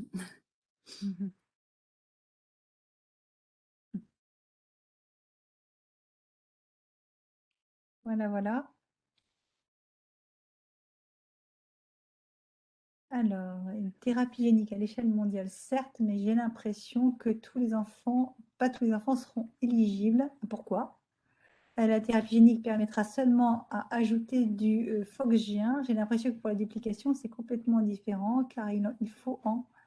alors, ok. Je pense pas que ce soit... je vois pas pourquoi. En fait, la thérapie génique, en tout cas pour la myotrophies spinale ou pour d'autres maladies, en fait, il y a ce qu'on appelle des critères d'inclusion, c'est-à-dire des malades qui sont éligibles parce qu'on considère qu'on peut les améliorer, et d'autres qui ne le sont pas parce qu'on considère que ça, on ne peut pas les améliorer. Pour l'instant, ce n'est pas tous les enfants qui seront éligibles. Si par exemple, ils ne rentrent pas dans les critères d'inclusion, oui, mais sinon, ce n'est pas parce qu'il habite dans un département qui serait sous-doté qu'il n'y aura pas accès, par exemple. Ça, ce sera plus les critères d'inclusion, les critères d'indication. Mais un peu comme dans tous les traitements, vous avez des traitements, il y a des critères d'indication, des critères de contre-indication. Et bien, ce sera pareil pour les thérapies géniques. Mais c'est pas ça, ça sera. Et pour la duplication, la question, c'est toujours la même chose. C'est est-ce que quand on a une duplication FOXG1, on a trop de FOXG1 ou pas assez? Ça, je pense que pour l'instant, moi, j'ai pas la réponse. Et effectivement, si c'est une question d'excès de FOXG1, et forcément, c'est pas du tout le même traitement. Si c'est un défaut de FOXG1, c'est forcément le même traitement. Mais clairement, c'est pas la même expression, ça on le sait, puisque donc je pense pour la duplication, il y a encore encore plus de chemin à faire. Est-ce qu'il y en a moins ou est-ce qu'il y en a trop? Ça, j'en sais rien. Et parfois, selon la maladie, hein, je ne parle pas de FOXG1 parce qu'on ne connaît pas bien cet aspect-là, mais il y a des maladies pour lesquelles, c'est le cas de la myotrophies spinale, c'est le cas d'autres maladies où effectivement la thérapie, elle répond à un type de variant génétique précis avec des conséquences précises. Parfois, c'est le cas. Je ne peux pas dire pour FOXG1, mais il y a des cas où telle thérapie corrige tel type d'anomalie génétique et pas forcément les autres. Donc, il y a aussi ce type de critère qui peut exister dans certains cas. Oui.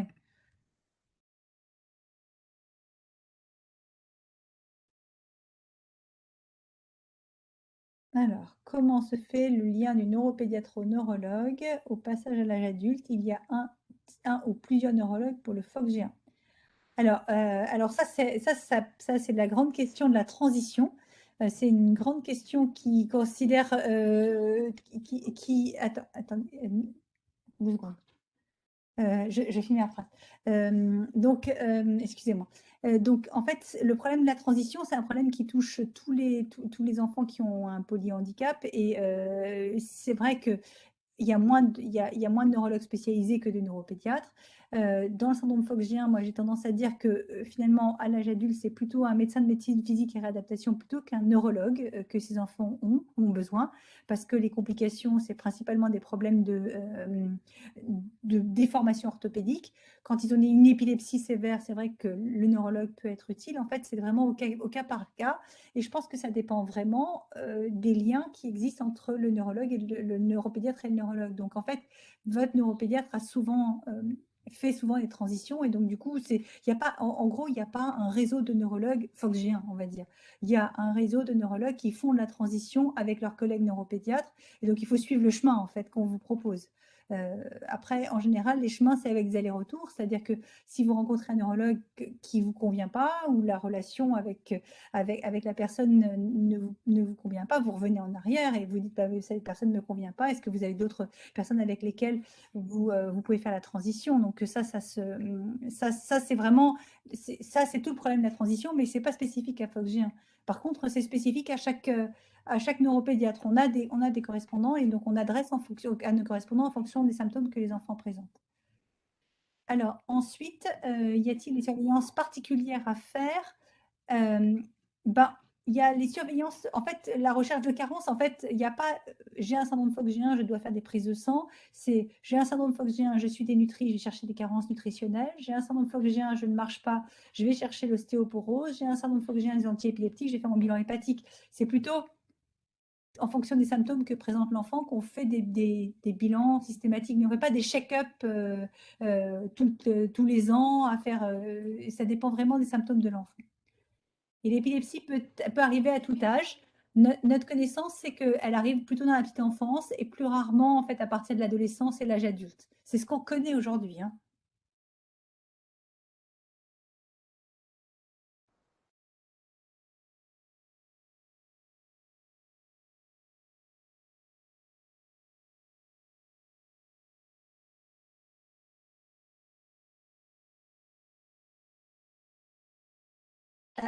Excusez-moi, je dois m'absenter juste une seconde et je reviens. J'ai un bonne nuit et j'arrive.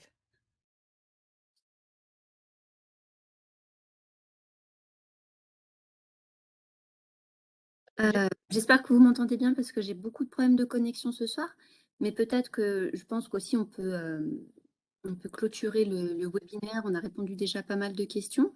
Vous m'entendez? Oui. Oui. Après, j'avais juste une question pour Monsieur Lesca. Est-ce qu'il est important de, je sais pas, de revoir le généticien une fois par an Parce que Non, nous, non, pas forcément. Vous l'avez vu quand, vous? Madame Fèvre, je ne l'ai pas revue, du coup. Si vous avez une question, hein, si vous avez une question, D'accord. si vous souhaitez la revoir, ou un de ses collègues. Parce qu'il y a des familles qui vont une fois par an, mais il n'y a pas de nécessité. Alors après, ça, c'est parce que parfois, selon le service, il y a des généticiens, selon l'expérience des gens, qui font des suivis. Après, moi, ça m'arrive parfois aussi de proposer à des gens de les revoir, à des familles de les revoir un an après. Parfois, c'est nous qui avons envie de voir un peu l'évolution des patients, hein, donc ça, il n'y a pas de règle en fait, il n'y a pas de nécessité, il n'y a pas de règle, et puis ça dépend un peu de votre souhait à vous, de ce que vous propose le généticien en question. Il n'y a pas d'obligation effectivement de revoir bien sûr le généticien tous les ans. D'accord. Merci.